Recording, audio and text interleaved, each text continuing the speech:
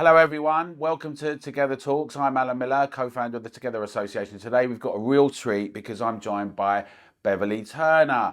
Now, many of you know Beverly from all over TV over the last few years, but also specifically about both some of her work around campaigning around children and the vaccination, and also, of course, because of her show on GB News daily, the Bev Turner show on GB News.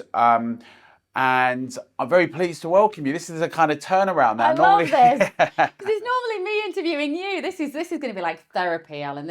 I'm so excited to talk to you, honestly. Well, it's great. Thank you for taking time out of your busy schedule. And I suppose in a way, just to take it back, because a lot of people have seen some of the videos of when you were clashing and Jeremy Vine and all that kind of thing. But just take me on a little potted history of your journey in television and broadcasting. When did it all start? So it started about 2000, and I used to do a lot of sport for ITV. And I was, as a child, I was a competitive swimmer. So sport was my background.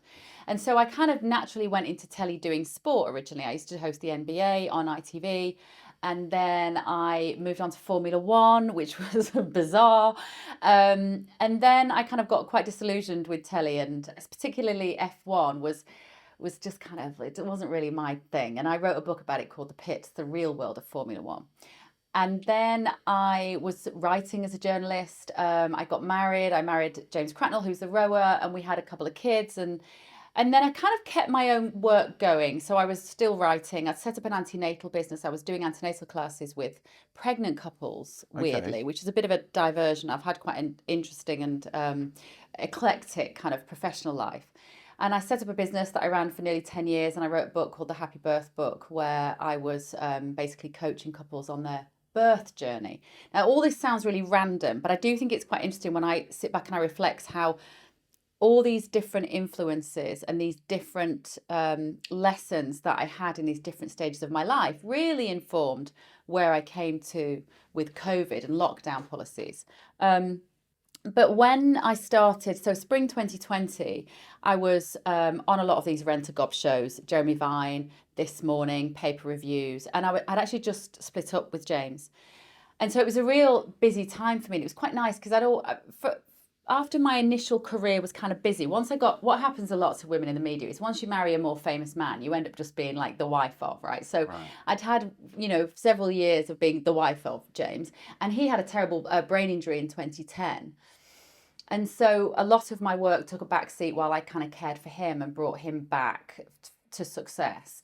We subsequently divorced, as a lot of people with brain injury do. And then I was on my own path, and suddenly I was there as myself and as a journalist, and I was much more free and able to say what I thought. I was no longer worried about James's sponsors or anything like that. Okay. So I had this sort of busy life, and it was great. And then spring 2020, I was on these panel shows, and obviously COVID happened. And I distinctly remember the first debate we had on the Jeremy Vine show about it. And I remember kind of going, you know what? It's a touch of Malthus, like Malthusian theory, that every few generations something will come and it will do a population check.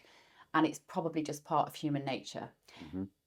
Fast forward, and the coronavirus pandemic became something enormous that none of us knew was going to happen. And I don't just mean enormous in terms of death count. I mean enormous in terms of the way it upended everything that so many of us thought we knew about the world. And so I was on those shows, and every time I spoke out against what appeared to me very quickly to be this overriding counter-narrative, when I came at it with a counter-narrative, I got shut down. I got told, you're going to kill grandma. You are being irresponsible. And the more kind of people came at me, the more I thought, no, I'm going to work out if I'm right. And I just started to double down on my knowledge all the time, and really spent, it became almost like a full-time job of making sure that I had my facts right, because I felt as a journalist and as a commentator, this was the biggest event in history. Right. I had to know what I was talking about. It was imperative that my facts were right. And the reality that I was seeing in front of my eyes did not match up what the media was telling me I should see. Yeah, and just tell us a bit what it was like, right? Let's take it through that experience. So you're asking some questions is what it looked like to begin with, right? And you're saying, well, hold on a minute. This is what's being presented, but what about that? What was the reaction from your peers? And we've seen some of the clips, and we might play some of them. But what actually happened? Just talk us through it. When you began to ask questions and these things were being presented to you, what was it? Was it a fear of engaging with the idea? What did it seem like to you? First and foremost, I'm from an incredibly close family, like super close. My brother and sister are my best friends, and my mum and dad, and we see each other every weekend. We've got 7 grandchildren between us. So when the government said you can't see your family, I thought you better have a bloody good reason. Yeah. Because you don't. Some people were like, awesome, I hate my mother-in-law, I'm off. Do you know what I mean? Like, but for me, and this is where I think it's interesting, like the personal really interacted with the public in the last 3 years. But my personal situation was, no, I want to see my family. And if I'm not allowed to, you need to be right if you're going to stop me. And so I started looking around, and there were a few people that came onto my radar quite quickly. Ivor Cummings being one of them, Claire Craig being another one, Robert Malone, Ryan Cole a little later. People started to pop up that had alternative scientific perspective. And so when I started to look into that, it was not easy. And there was definitely this idea that you can't say that. That's what I heard a lot. I heard it I remember Dr. Sarah Jarvis on Jeremy Vine's show, and I said, look, this was not on the first lockdown. I absolutely bought in spring 2020. This was the right thing to do. But as we got into the summer, and it was obvious that the kids were not at school and that my teenagers were not being allowed to do normal activities for teens, and this was under the auspices of protecting the elderly, I could just see all of these ethics flying out of the window. And I remember saying, look, in intensive care now, 95% of people who are dying have at least one pre-existing medical condition. 85% of people in ICU, 75% of people in ICU are clinically obese. And I remember saying, you can't say that. You can't demonize the obese. And I was like, what do you mean I can't? It's a fact. What do you mean I can't say it? And if somebody tells me I can't say something, I'm just much more inclined to say it again and again and again. So what do you think happened to journalists? You can't say that. It's sort of reminiscent from something you'd expect in a closed society, sort of during the Cold War, even now, if you might be in China or elsewhere, we associate it with that. But surely journalism and broadcast, you'd want to interrogate these things. And what do you think happened? And do you know what? I think there are some things you can't say. There are some things within race or just courtesy. There are some things. I'm not saying we should just have sort of free speech at all counts, but already the law within journalism accounted for those sorts of parameters. Right. What happened in journalism? I think the Trusted News Initiative, I think the collaboration between the BBC and Sky, and the idea that there is one source of truth and that you all must adhere to this, I think was probably more influential than we realise. Ofcom guidance was amended in order to accommodate what they perceived as the needs of a pandemic. We saw Jacinda Ardern that we're talking in New Zealand, like there is one source of truth and we are the only source of truth. I mean, my ears were ringing with the totalitarian ethos behind that from a Western government. It blew my mind. And I think also, I do believe, of course, the government paid £350 million of advertising. So you have all these media agencies, media companies that suddenly no one's advertising them. The restaurants are closed. You can't go and buy a pizza. So your pizza shop funding is pulled from these media outlets. And the government stepped in to the tune of about 350 million quid. It's quite hard under those circumstances to then have your editorial compromising the advert section. Do you know what I mean? Yeah. So you've got an advert saying stay at home, you're going to kill granny. You can't necessarily then have the presenters and the panels saying, actually, you might not kill granny because you're undermining your advertisers and they're paying your bills. So there was a lot of perverse financial incentive going on. Not necessarily perverse, maybe you would say understandable financial incentive.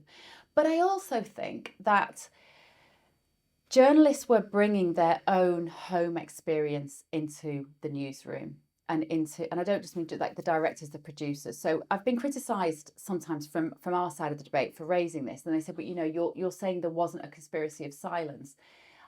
I don't think there was necessarily a conspiracy of silence apart from those forces that I've just described. But I do think if you are, as an assistant producer working on a daily debate show, and your mum is on the phone to you saying, be careful, wear a mask, don't go out, don't come and see us at the weekend. Yeah. you're bringing that fear with you into the workplace. And so you're not then going to go contradict what you're bringing from home unless you have like, I don't know, is it courage? Is it balls? I don't know what it is, unless you have kind of feeling inside you that it's not the right thing to do. Well, I want to come back to you about courage because it's very important. But I think the thing about the backdrop, I think the argument was one very early on that this was the responsible thing to do. This was the considerate thing to do. This was the thing you did if you're not selfish. Yeah. And that culturally is very difficult. Now, who wants to go out and say, well, I'm just going to be randomly selfish and not care about these things, right? Yeah.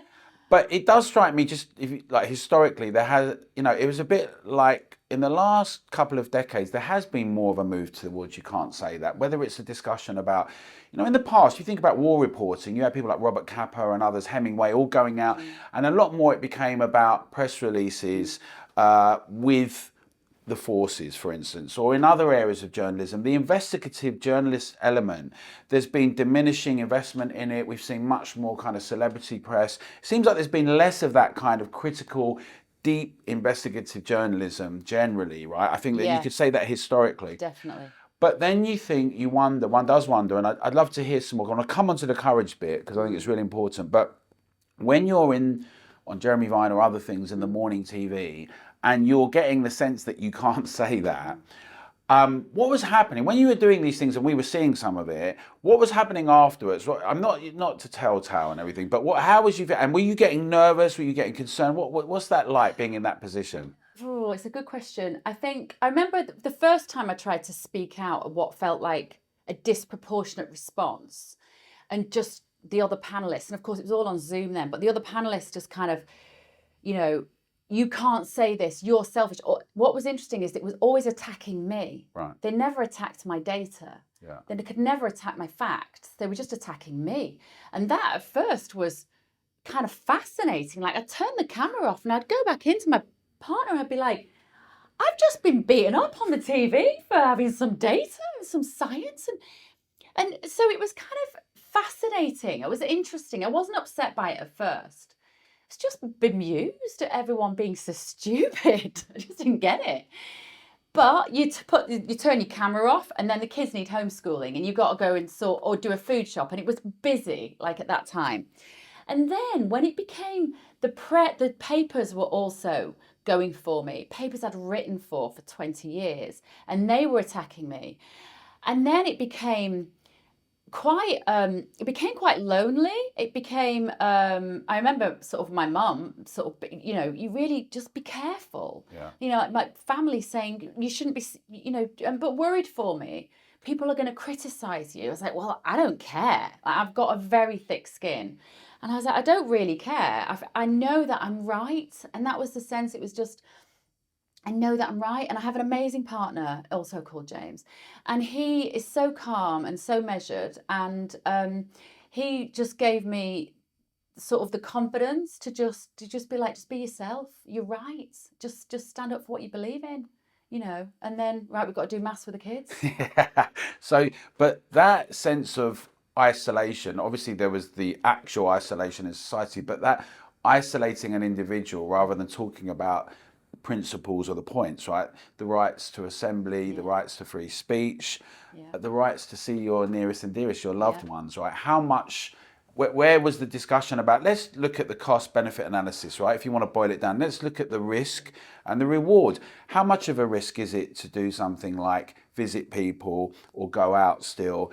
Can we look at, as the Great Barrington Declaration did, for instance, say we do need to isolate some people who are highly at risk. Maybe those people will have people that live in with them so they don't keep getting moved out and changing. They established an idea of a kind of ring of fence around them to say that some people with very high comorbidities or vulnerabilities are more susceptible to many things than this they would be. Yeah.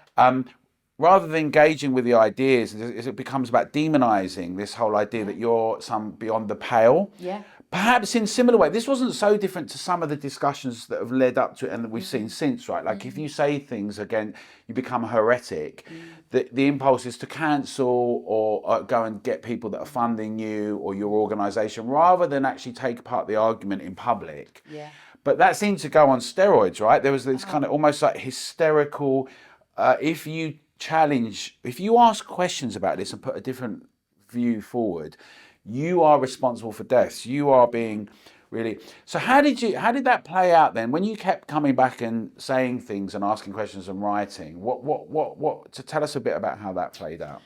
I was just kind of, every time I'd stick my neck out on any of those shows, what eventually happened was I would get such huge traction on social media for the things I was saying, because there were so many people who felt like me, Right. but they weren't seeing anybody like me on the legacy media.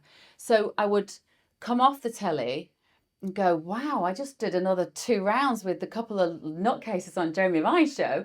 And then the social media would come in.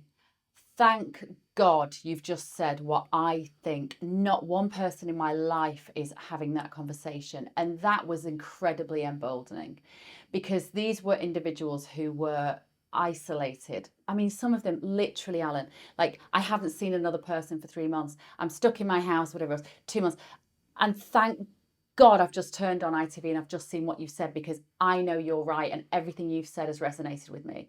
And so that meant that I had a sense of responsibility to just carry on, because people were literally, and I found it hard in my own life to find, friends who felt like I did. I had one person, my brother was bang on board. He saw it through the same prism as I did. And he's an incredibly intelligent and well-read man.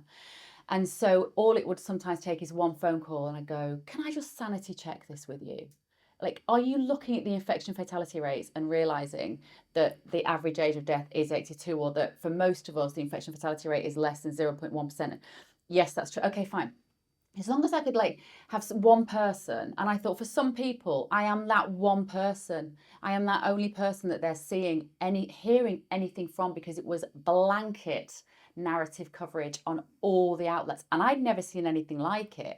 There's no other story in history which was taken from one perspective like that. I was pitching stories to the newspapers that I had a great relationship with. No, that's not our policy. We're not, especially when it came to vaccinating the children, which I'm sure we'll come on to. They said that's not our newspaper policy.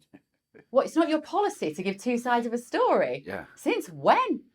Like, when did that happen? Why did I not get the memo that apparently we all have to be completely on board with one version of events, which is dictated to by the government? Where do we live?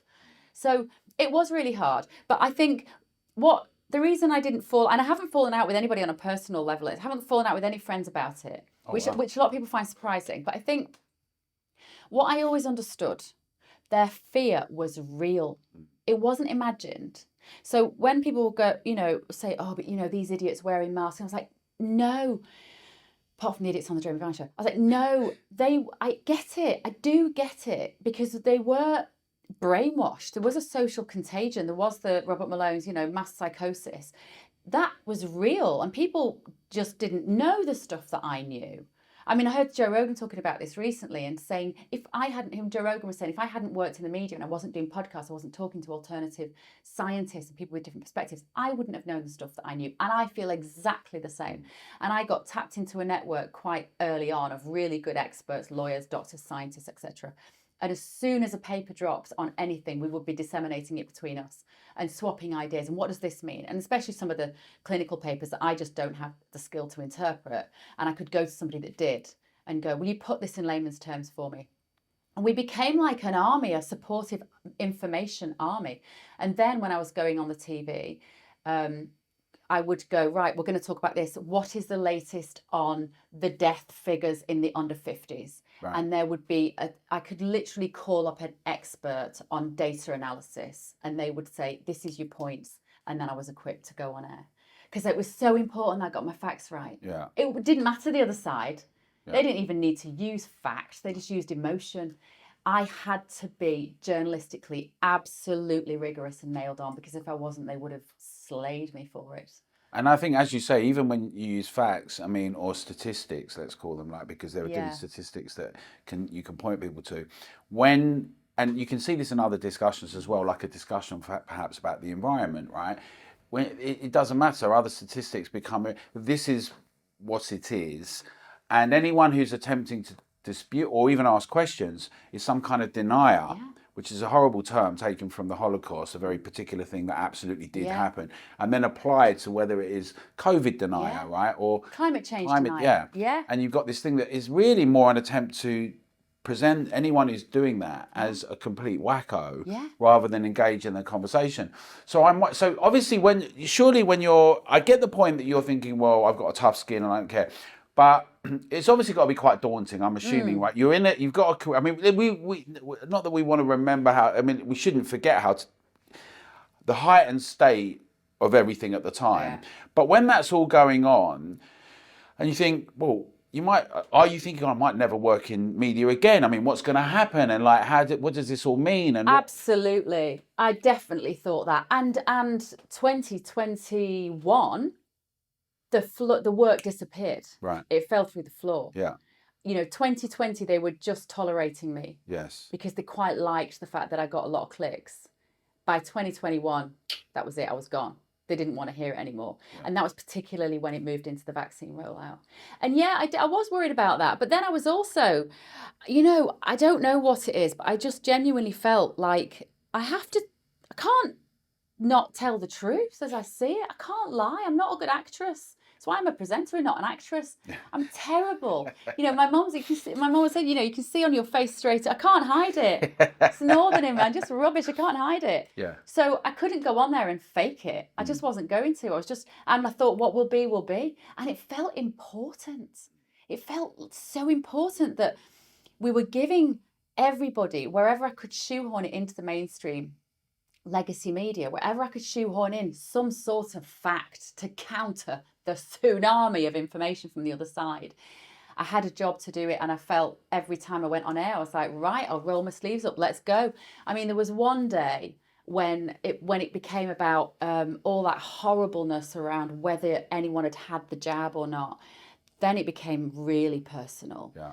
And I remember doing one particular show on the Jeremy Vine show, and I think it was I don't know, anyway, I won't name them, they're not here to defend themselves, but and they asked me 10 times in a row, have you had the vaccine? Have you had the vaccine? And then another one, have you had the vaccine? Have you had the vaccine? And they asked me 10 times. And I just sat there and I just said, I believe in medical privacy. Yeah. I've worked with pregnant women for 10 years. The idea of medical privacy is sacrosanct. And what you're doing to me here is just bullying, and it's awful. And I came off that call and I just burst into tears. And I was on Instagram, and I'd kind of, the beauty of social media, okay, that complements legacy media is you get to be able to tell your own story, right? God, I sound like Meghan Markle, right? But my lived experience. But I would come off these shows and they were giving me smaller and smaller sections. Right. And I came onto the Instagram to kind of explain what I've been trying to say, because it wasn't always easy to get it across, because I'd have 30 seconds and sometimes I'd go on to clarify. And on this one occasion I just went on Instagram and I was explaining, and I just started to cry, and I was like, this is really hard, there's nobody else doing it. And I got really upset, and I thought, do I delete it? And I thought, no, sod it, I'm going to show people that this isn't easy.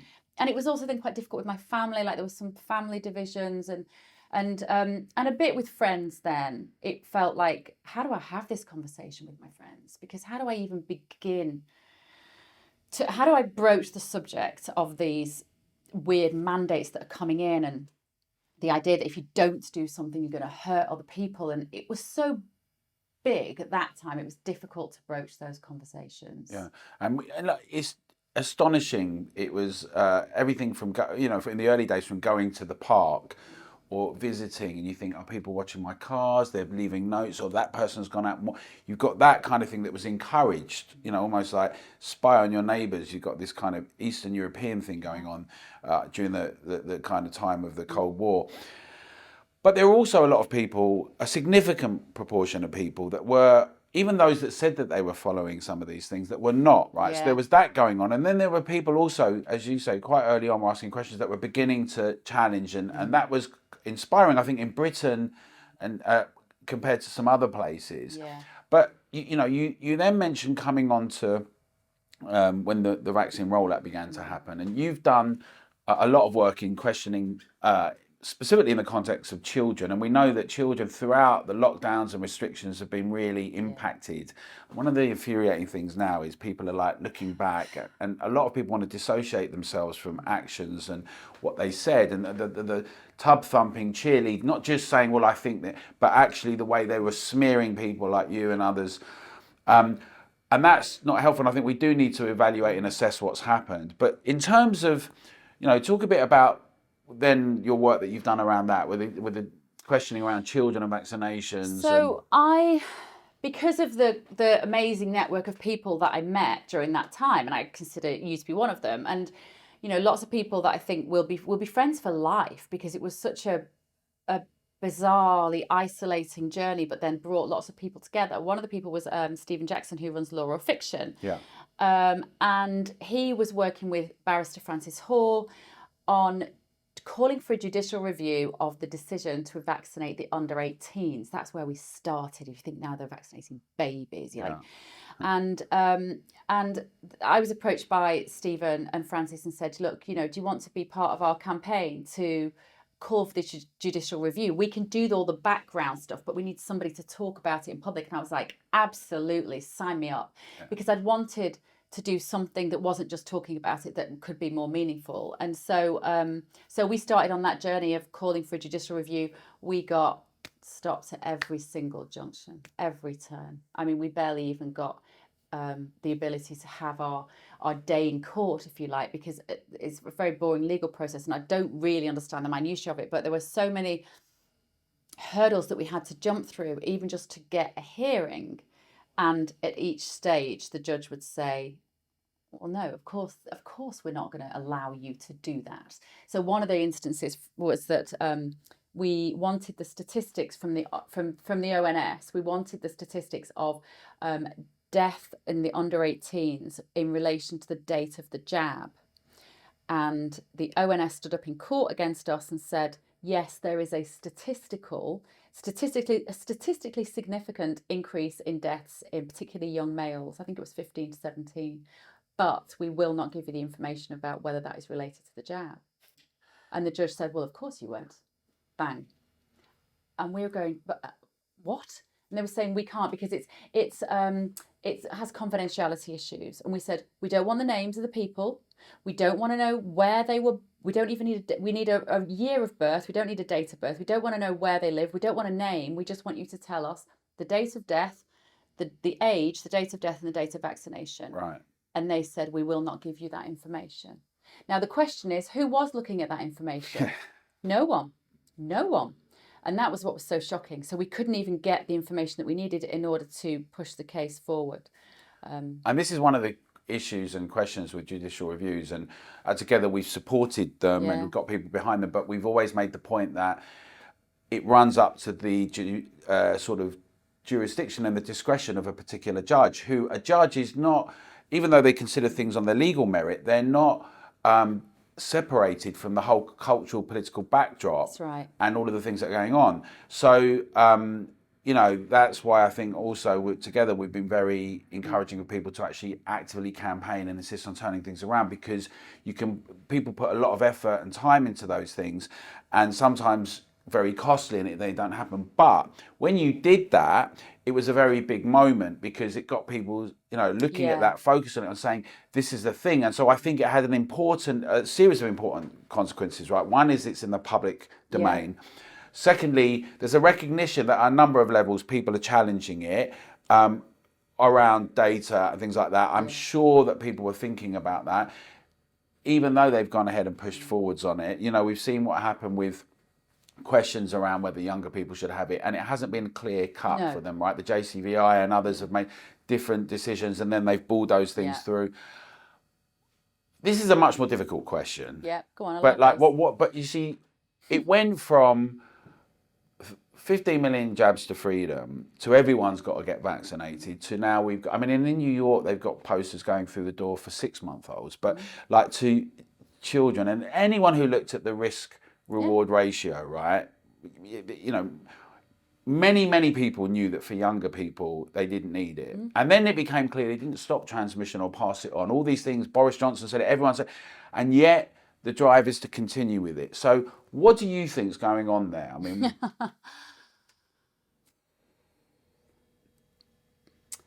I don't know. I would say, I think, well, best case scenario is lack of communication, a kind of slow creep towards, it's a bit, actually, Isabel Oakeshott described it like this in her article where she wrote about Matt Hancock's book, because she obviously wrote his book, that it wasn't necessarily a collusion in order to allow the pharmaceutical companies to make huge amounts of profit, but it was more that one department was not talking to the other, and in the sense that we were worried about what our neighbours thought, that there were politicians worried about what the other politician thought, and looking overseas and going, oh, well, if Trudeau is doing that, there's a lot of willy waving at that level, right? They're all looking, especially Boris Johnson's in power, right? There's a lot of willy waving, and he's looking at what Biden's doing, and none of them had the balls to go, apart from Ron DeSantis. None of them had the balls to go, hang on a minute. Like, what's going on around the world? Have we done a proper cost benefit analysis of this for the individual? I don't know how kind of malevolent the forces at work were, and I'm only really looking at what we know, and I don't want to speculate on the motives. but also in Sweden, they in Sweden they made different decisions, didn't they? Because they had a chief medical officer that also didn't go along with the herd, let's say, right? Perhaps one of the things is, because I know a lot of people that will be watching this, many supporters and signatories and others, have got some fixed ideas about what's happened. But what's difficult to comprehend, I think, is that you've got now a technocratic group who have been so used to doing things, when in doubt, regulate.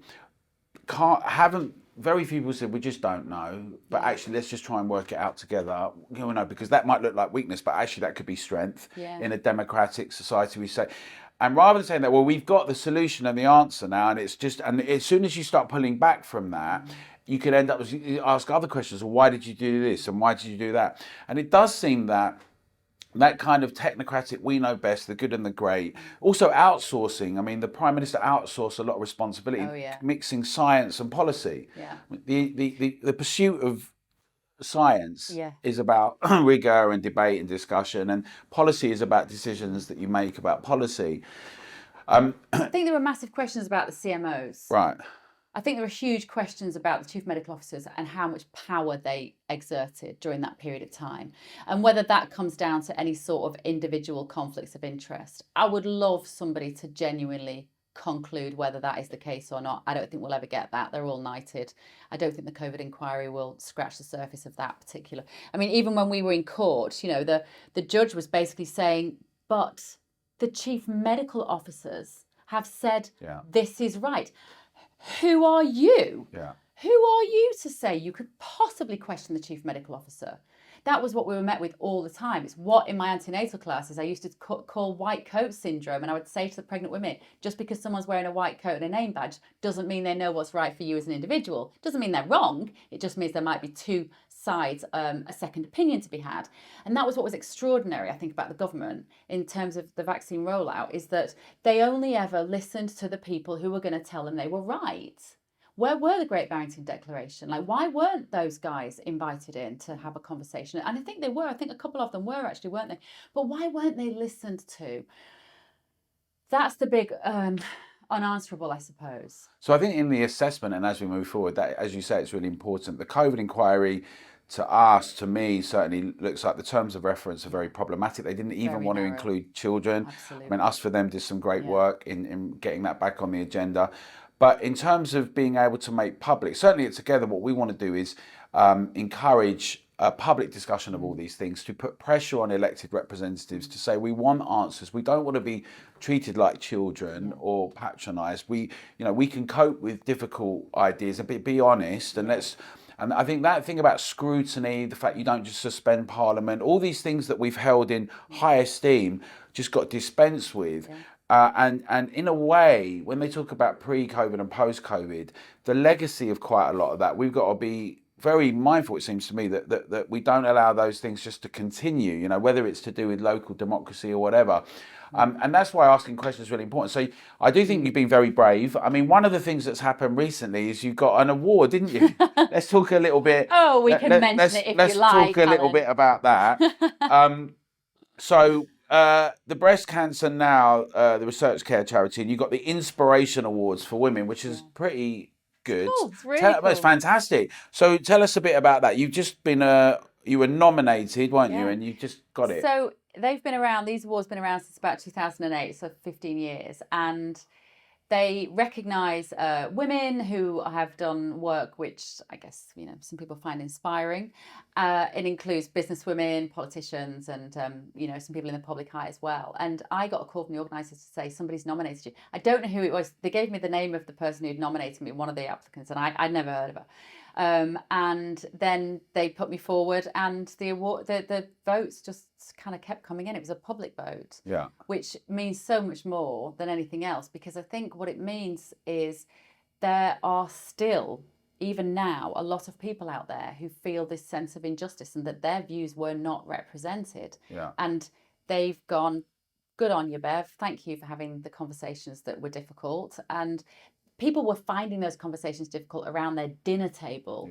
I was finding them difficult on the telly and at my dinner table. So I think I just love the fact that people still feel that there's a need for that kind of open debate and free speech and balanced reporting. So on that note, I mean, tell us, what's it like? Because you've gone from that situation, just to 2021, and then it was coming into.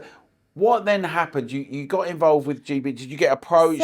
Tell us a bit about that, because I'd like to get on to seeing how that works. So I was kind of this sort of media pariah, wasn't I? And nobody would go near me, and all my work dried up 2021. But I was still popping up on GB News. And I had my reservations about GB News. I'd heard all of the kind of, you know, oh, it's a bit of a terrible station and all this, but I didn't really, I wasn't particularly familiar with it. What would people say? Just because this is one of the things that comes out, right? When people don't know something, or if you say about what someone says about Alan Miller, and they say, and then they tell you the things they might have heard, not having listened to what I've said. And we know the people they say it about particularly, but what had you heard? Just this kind of about the channel? Yeah. Well, I kind of heard that it was just a bit sort of a bit low rent, that it wasn't particularly professional. I knew there'd been some fight with Andrew Neil. I'd heard people say, oh, it's this right-wing channel a bit. I hadn't really tapped into that. I just thought, oh, it's a start-up, right? Okay. It's going to be. And I knew it had some controversy around it, but I didn't kind of really know what that was. I knew it employed Nigel Farage, and that is controversial. Like, Nigel is a divisive figure. So I suppose that's where a lot of the controversy came from. But I was on there as a panellist because they were the only channel that was allowing debate around this topic and encouraging it.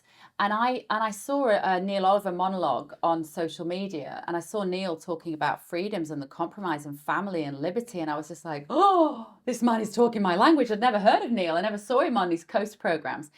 And I was blown away. And then that really inspired my love of the channel. And so then I would be popping up on Dan Wootton's show or Mark Dolan's show. And it was often, you know, Bev, you've been involved with the Vaccinating the Children campaign. How's that going? And therefore it kind of opened those sorts of doors. And then they just kind of called me in and said, do you want to come in and have a chat? And they said, you know, do you want to do some holiday cover? And they knew I had a background as a presenter. I had a show on LBC for 4 years. So they knew I could do live broadcast. And I was like, oh, okay, I'll give it a go. Why not? What can be harder than what I've been through the last few years? You know? And how has it been? Because now we're on the other side of things. You're brilliantly professional, and it's incredible, actually, if I come on the show and see how you do it. There's a lot to do and navigate and manage, and it's like fast-rolling, 24-hour news, and you have to do it with different types of guests and people coming in, and there's like emails, and you've got it going on, and it's a lot. Yeah. I don't think people quite realise how much is going on when you have to anchor something like that every day, all the time. You have to be on. But now you're in the groove somewhat, and you've been doing it. It's interesting what you say about GB News, because now they're beating some of the. If you look at the actual numbers. Look at the stats. Yeah. People always like to talk. So We we like talk the about. stats. They're beating BBC and Sky at many time slots and all of that, and they have it's a really kind of growing demographic. They were kind of written off initially Yeah. by some in a similar way to some of the other things that get written off, right? Yeah. Oh, who are like a bit like contemptuously and everything. Yeah. But there's a real appetite, it seems, in Britain by people to hear these kind of things and see different people and have this kind of discussion going on, right? What's it been like to be in the midst of all of that? It's been amazing, honestly, to work in a newsroom that is as diverse politically as it is age-wise, race-wise, religion-wise in that newsroom, in that studio, and to be given so much power as the TV presenter. That's unheard of. The bosses are very good at going, well, what do you want to talk about? Like, you're here as you. We've hired you as you. We've not hired you as a mouthpiece. Right. We want to know what you think. That's amazing in the media. And I occasionally bump into, because I knew throughout all of the pandemic, there were other very high profile, much more famous people than me who felt like I did and they couldn't say it. And I will never give their names away. I will never betray their confidences. But they look at me and they go, oh, Bev, you're so lucky. You're so lucky to get to say the things you want to say, because everybody else is still very sanitized around this topic. So it's joyous. And, we've got to be careful, I think, as a station, as a collective, as journalists, to constantly, we've got to look forward. Yeah. It's not that interesting. As much as it's lovely to sit here with you, I love it, and to reflect on what we've been through, we have to keep moving forward for the British public. Absolutely. To be prepared for what comes next. And so I think we have to be mindful of that. But it's amazing. It's just totally a privilege. What a privilege to chat to idiots like you a couple of times a week. Yeah. And I mean, the thing is that there's so many things that are happening in it. For me, even though it was, everyone used the word unprecedented, many of the things we saw in the last couple of years, I think have been on the development in the last 2 or 3 decades. I mean, Laura Dodsworth's book on, fear and nudge. Nudge has been around for like a couple of decades, and the whole idea that you don't really want to win over people's hearts and minds, but will just psychologically nudge them in a direction. Very undemocratic, but got put on steroids. But yeah, and this is what's so interesting, because so I had met Laura about 10 years, 15 years before. Oh, really? Via her work. She wrote a book about, she did a photography book about boobs, and it was like about breastfeeding. And of course I was and so we met at a maternity conference. Oh. So it's funny how our journeys and our paths and our ideologies were aligned probably even then, although she remembers it slightly different to me. She said, no, we disagreed at that time on whatever it was. But, it is interesting how we've all kind of come together. And I think, were there issues that were bubbling along? Yes, I think in terms of the sanitizing of language, that was already happening. And this idea that you can't say that is something we've heard. But also very much this idea of kind of the collective versus the individual. You look back and you think that was creeping in, probably from Tony Blair.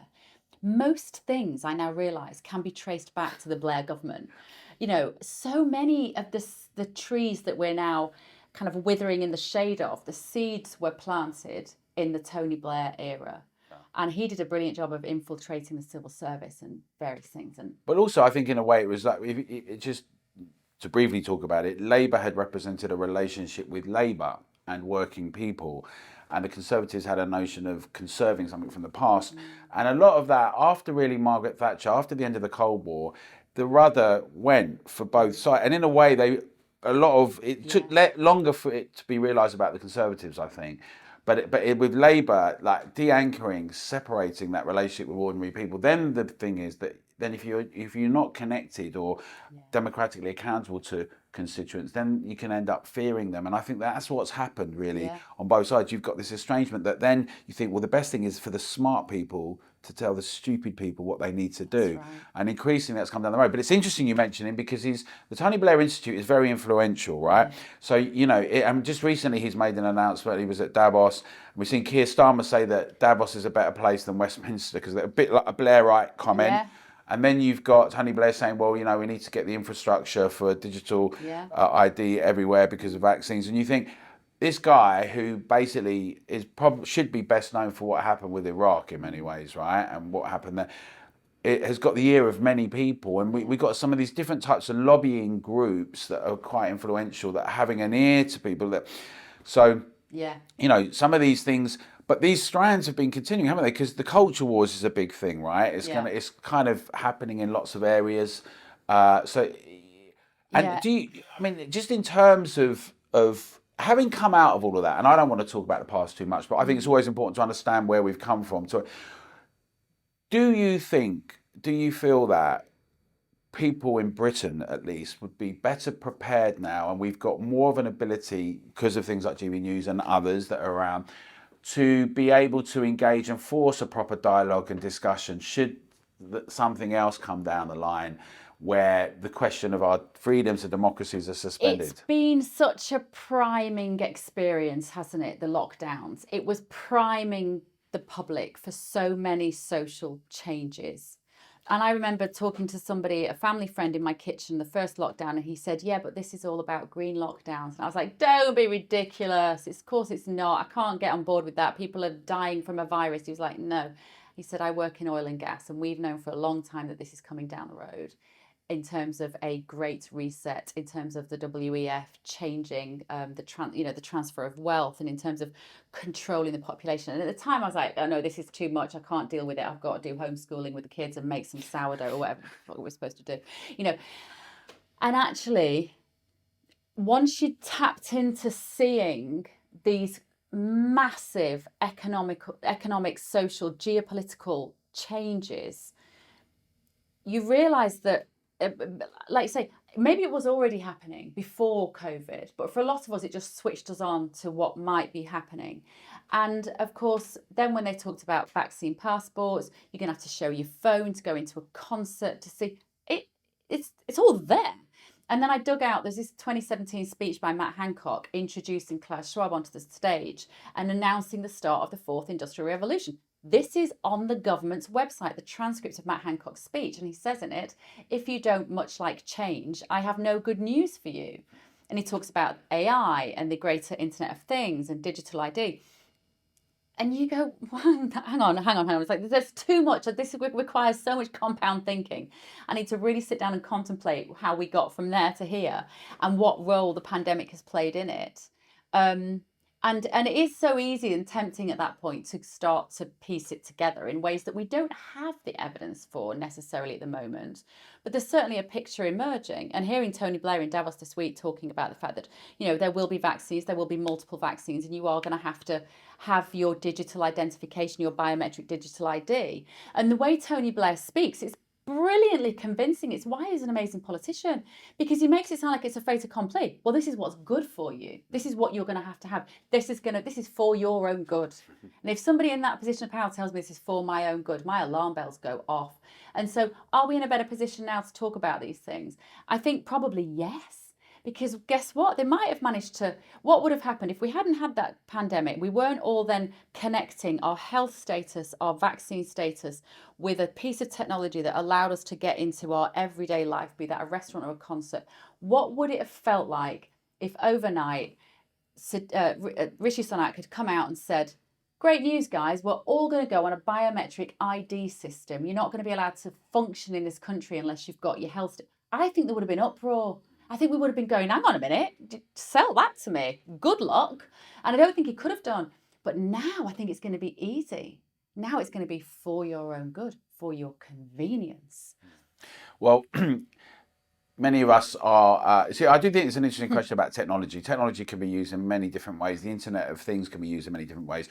It's who's using it for what ends and how we do that. And I think that that's where the scrutiny, and also that's where the public challenge to having things forced on us, like with the mandates, or like with the vaccine passports. And many people around the world said that they didn't think in Britain we'd be able to stop that. But when we did, things changed quickly here and around the world. And so I do think that there's many of us together, and other groups and organisations, people doing that. And the thing that gives me some sense of inspiration is some of these questions and discussions are being had, for instance, around the country at the moment. If you look at, for instance, the expansion of ULEZ and sort of Sadiq Khan, sort of the sense is happening anyway, or even someone like Duncan Enright in Oxford, it's happening anyway. People saying it's happening anyway, but now councils in London and residents businesses and residents in different cities up and down the country and boroughs are saying, no, actually, we don't want this. And there's a bit more of a sense we can argue and dispute it. And perhaps that can be the thing that comes out of all of this, a sense that people can do something. And all credit to you and the work that Together have done, because you've been amazing at galvanising that kind of grassroots support. No one's doing it as well as you're doing it. It's amazing. No, Making it's me true. blush now. Well, I should have brought you an award. I had one. You gave me one. I gave you I got the first Turner Prize. I gave you the brilliant. GB News mug. You did. You know, you did. But what you guys have done is amazing. And I feel like if there's enough of us being gobby in the media and saying, just ask your local councillor what that's going to mean if you can only take your car out of Oxford 100 days a year through that particular route or whatever it is. You know, if there's enough of us shouting about it. And also there needs to be a big debate about humanity and what it is to be a human being. I know you had Ryan Cole and Robert Malone on the podcast last week. Well, I was lucky enough to have dinner with them after they'd seen you that day. And we were having a discussion about that. And what are we at risk of losing in this increasingly digitized society? We're at risk of losing our humanity. And when I saw, I think it was the Israeli president who was really excited about the vaccine rollout and how he'd been the greatest experimentation on his people, effectively, is what he said. And, you know, this is creating a wonderful data set. And I remember just thinking, human beings aren't a data set. We're not a monetizable data set. We're individual, flawed, sentient beings, and with our relationships at the core of the happiness of our life. And you're talking about us as though we're just a number you can crunch into a computer to give some profit to a drug company. No, I've got a massive problem with that. So those are the conversations that we need to be having, and we're not really having those enough. But we will. I am genuinely confident. I do think there is a sense of the mood of the nation slightly changing. Throughout COVID, I was using, you know, peaceful acts of non-compliance. That was the phrase that I was using all the time. And I was undertaking peaceful acts of non-compliance, whether that was not wearing a mask when it was ludicrous to do so, or, you know, seeing my friends in the garden when, even if it meant the neighbours might dob me in, you know, peaceful acts of non-compliance. And that's how it will go forward. My biggest concern is that we can't even function anymore in society without your phone. And therefore, what is that going to mean when it becomes your phone connected to your biometric ID, connected to your bank account, connected to your health status? You know, there are going to be people who will be kind of non-citizens, and they're starting with digital ID, voter ID. So voter ID, because that will silence those of us who don't want to get involved. It's very clever. To start with voter ID is genius. Well, I want to thank you, Bev, for joining us. We're getting there. We're getting to the end. Oh, we could have chatted for hours, Big Al. But for being courageous, and courage is such an important thing, and being able to speak out and risk everything and put it on the line. And in a way, you've actually demonstrated that if you're courage, then this won't always happen, but you can also, new springs and new blossoms will flourish. But you've been inspiring for many and important, and thank you. When people want to shut people up, it takes a lot of bottle to do that. And maybe it's the Mancunian northern bit, but it's really about the point you made, I think, about humanising things. And the more that we can put, I think, humans at the centre of things, and think, what's a human-led response to these things? And remember that these, when they talk about the mass people, whether we're dumb or stupid or just, that actually, as you say, there are friends, neighbours, loved ones, colleagues. And there's, you know what, there is an argument that the population could benefit from some organisation. Okay, so I get it. I don't sound like a total Luddite. Well, there is a lot of us on this planet now. Maybe there is an argument that organising humanity in a way that is efficient and productive is something of value. But we have to be able to opt in or out of these systems. We cannot be just tech slaves, because we are then, there is no freedom with that. You cannot. If the government can decide, or a corporation can decide whether you can or can't go somewhere, spend your money in a certain way, that's it. Then we're done. Then my children's future will not resemble my past. And I feel so strongly about that. Well, thank you for joining us here today at Together Talks, Beverly. And on that note, all of the issues of freedom of speech, which if we don't have it, we don't have any freedom, around the question of whether children should be getting vaccinated, or anyone indeed at this point, and particularly around the questions around local democracy, LTNs, the ULEZ, 15 and 20-minute cities, on all these issues, and the carers getting reinstated. We at Together think those are really fundamental issues. So please get involved, become a member if you're not. That enables us to carry on with these Together Talk podcasts and to campaign actively. Get your friends and others involved. Share us and join us at the next Together Talks podcast. Thank you very much.